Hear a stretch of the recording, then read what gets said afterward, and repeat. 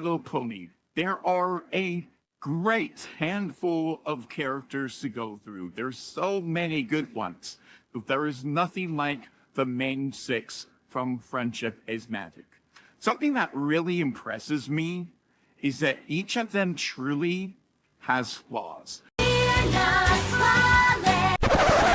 I get it, you're not perfect. But I think that is what really is what attracted me to enjoy these characters. Get your kid ass out of here. In the last decade or so, as a male, in my humble opinion, I have seen a absolutely horrible trend in female characters. And I know, someone out there is going to see this video and label me the problem. You're a misogynistic, sexist bigot who means to shut up and be put in this place. I've heard it all before. Women these days are often portrayed as these fat, ugly, one-dimensional stereotypes, or they're stone-cold brave and capable of doing absolutely no wrong with absolutely flawless personality. And her name shall be Mary Sue. We all must bow down to the great and powerful, and especially men with their overly dramatic takes on women, apparently. I find this whole trend absolutely terrible. So when I saw that they did the exact opposite of this trend, I absolutely loved it. Hello, I'm Discord J Knight, and that's honestly what attracted me to this show. These were characters. Sure, at first you can argue that they definitely hit a certain stereotype with each of the main six. That's just surface level though. But when you actually watch them closely, you realize how much more these characters truly are. How depth they actually have compared to a lot of characters we see in modern media today. And it's really funny because this show came from the 2010s era. Honestly, the last decade, the 2010s era was probably the last part of the decade where it was actually, good writing, good characters. I remember back when I was a kid and the good old days, I used to watch shows like SpongeBob, The Fairly Odd Parents, Anna Montana, and other kid shows from the early 2000s. Back then, shows weren't afraid to show females like Sandy, Maddie, or London from The Sweet Life of Zack and Cody. They had real depth despite stereotypes. I really liked the girls, not just because I thought they were pretty, which I definitely did. I mean, did you see Selena Gomez? Bam. You got 10 out of 10. You got little 10-year-old me acting like Spike for Rarity because of that show. I'm like, okay. But honestly, it's because they were entertaining and I loved the actual characters of the show. They weren't just pretty faces, although, yes, that's what probably attracted me to the show in the first place. What actually kept me engaged was the actual characters. And I really wish that shows would return to that kind of state. And I really like that My Little Pony actually keeps that in mind. As a guy, I'm so sick of being told that because I am a male, I'm a horrible piece of trash for finding Tinkerbell attractive or for loving characters like Ahsoka Tano or my Queen Amidala. And instead, I'm supposed to shut up and accept girl boss characters with no flaws. I'm so tired of the girl boss narrative, and the entire world is telling me I'm a bad guy for something I can't control, being a man, that I just want to scream and escape my reality. Go back to the days of SpongeBob, Naruto, Star Wars, my childhood, where despite loving male characters, there was plenty of amazing female characters to enjoy as well, who could actually have a character to explore. They keep telling us, oh, this is the first time, insert your clause here, when in reality, women have been part of movies and have been fantastic characters for a long, long time. Like, for example, we have Princess Leia. we also have her mother, Padme Amidala. Right? Out of all this, being sick and tired of women, it's amazing I ended up watching a show about female characters, about girl boss ponies, and not only liked it, but made it a part of my day-to-day life practically. And it honestly comes down to the characters and their flaws, making good characters, and I've definitely gotten attached to all of them because of that. Through their struggles, they learn what it means to embody that element, teaching the audience that it's okay not to be perfect. You just have to do the right thing. If you make a mistake, you can make up for it and choose their path. That's the big thing. People often assume that because the main six represent the elements of harmony, they shouldn't struggle and should always be 100% perfect reflections and representations of the elements of harmony. And I hate that misconception that the main six don't struggle with their elements, because every single one of them do. While Dash is probably the most prominent role, she's not the only one. If you pay attention to each of them, you'll realize they all struggle at some points with the elements of harmony they represent. Dash struggles multiple times to be loyal to her friends, to achieve her dreams, and sometimes she's put in a bind.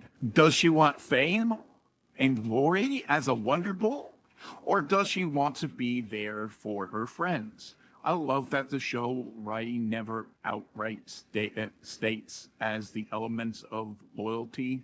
I can't abandon my friends. Sure, the first episode might have hinted at that just to get us hooked, but I truly appreciate how the show story emphasizes that they're actually learning and growing and inviting you onto the journey along with them to enjoy that journey and learn for yourself.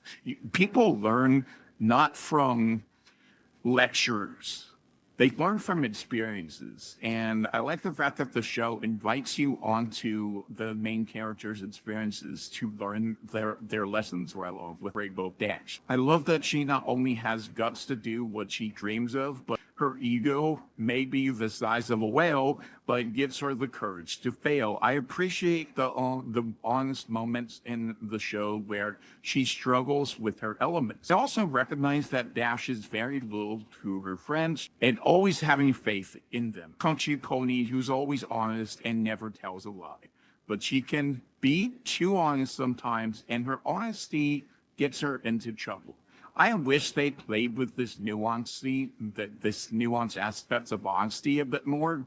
For example, when her granny was taking the tonic from the swindlers, Flim and Flam, the tonic was actually making her feel better. So AJ generally struggles with whether or not she should tell the truth, or when she lost the roundup competition and was scared to let everyone down, she refuses to admit the truth and chooses to make up for what she considers a mistake, laying her town and her family and her friends all down. People say she's out of character in this episode, claiming she'd never do that, knowing how honest she is. I love the fact that she is the exact opposite of that. She's real. She's flawed. That's why this episode is so important in terms of her character development. And people don't really understand that, I think. People think that because she's the element of honesty, she's always going to be honest. And no, she's the element of honesty because that's what she teaches. She teaches through her experiences. Pinkie Pie. There was a time I wasn't the biggest fan of her either. She's so damn annoying, random as hell, and downright scary at times. And I've had my fair share of encounters with people like her. Way too bouncy, happy, and talkative to the point where you just want to shut them up already. No one likes someone like that despite thinking everyone loves them. The only thing that saves Pinkie from being at that bottom is how much she actually genuinely cares. The moment she thinks they don't like her, she immediately goes into depression. She truly wants everyone to have a good time and to smile. When when she sees someone upset, she's the first one to try to cheer them up, listen to them, and work through their issues. I also like how she handles her constant jokes. When she isn't acting crazy, it means the situation is that bad. And you actually end up missing her humor. At the end of the day, despite my initial doubts of her character, she grew on me. And without a doubt, she makes me smile. Boy, it's amazing how much I have become a fan of Rarity, especially since, to be honest with you, I'm actually more attracted to the country girl, not gonna lie, but there's a lot to be said about her. I've talked endlessly about this character before. I've talked about how amazing this character is, how much she actually pretty much represents all of what I thought My Little Pony was going to be. I thought My Little Pony was going to be this, girl show dances on the surface. She's a drama queen, a snob, all about herself, and seems to care for nobody else, but that just isn't the case. And that's the whole thing about MOP. Then you actually look at her character and you see how much she actually cares, how much she does actually listen to her friends and cares about her friends, and how generous of a heart she actually has. And yeah, she can be a snob. She can be stuck up. She can sometimes forget to be generous and kind. And it's during those moments where she learns how to be generous and kind. That is what she teaches. That's why she is the element of generosity. It is not because she is generous 100% of the time. It is because she actually learns how to be generous. Fluttershy, who is actually my third favorite character in the entire series. I love her genuine journey from being shy and embarrassed to someone who comes out of her shell. I must admit, my favorite storylines are the big, grand adventures. So often her episodes, which are more focused on character development, gets overshadowed and can seem boring compared to the more wacky adventures of the main six. I prefer those type of episodes over hers, I must admit, but when I actually pay attention to her character, she's the star of the show. As someone shy myself, I'm watching her grow, gaining courage and confidence to do the same. From learning to stand up for herself to being honest with herself to overcoming stage fright, her journey shows that even small progress is valuable. That's a lesson that everyone should take to heart. Yes, we all wish that we could just snap our fingers and be where we want to be. And yes, it does always feel hard when we work so hard and we try so hard to get there, and it seems like we're going nowhere. But here's the thing. To walk a mile, you have to walk an inch. You have to never give up and keep on trying. The little tiniest bit of progress goes so much further than not doing anything else. Twilight Sparkle does such a great job of teaching us about our own flaws and how to overcome them. She shows us that we have a purpose, but we can't get there without the support and love of those around us. Despite wanting to do nothing but be perfect, we must learn patience and be ready when destiny calls. I like how all of the main six characters aren't some Mary Sues that can do no wrong, who are always right despite being strong girl bosses, which, yeah, they actually are. They don't feel contrived or like they're mocking men with their existence. They remind me of great female characters, real girl bosses, not trying to pander. That's the whole problem. A lot of people trying to pander nowadays. And I think that's what we need to return to. We need to return to a time when we weren't trying to pander to everybody. What do you think? Let me know down in the comments below.